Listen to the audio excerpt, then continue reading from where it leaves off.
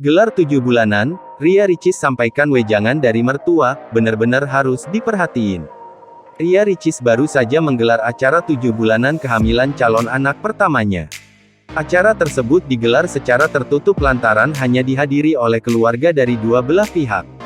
Dikutip dari YouTube Intense Investigasi, Minggu tanggal 5 Juni tahun 2022, Ricis pun menuturkan beberapa wejangan dari mertuanya.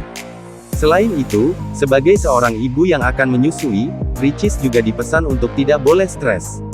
Tentu, baik Ricis maupun Rian mengharapkan kelahiran secara normal. Namun, apabila tidak secara normal pun keduanya tidak mempermasalahkan.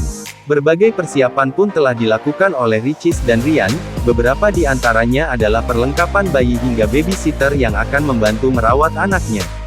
Babysitter mereka pun saat ini tengah diberi arahan untuk nantinya membantu merawat calon buah hati yang mereka sebut Baby R itu. Kendati demikian, Ricis bersama Rian ingin melakukan pendekatan terlebih dulu dengan Baby R. Keduanya akan meminta bantuan babysitter jika sudah kewalahan.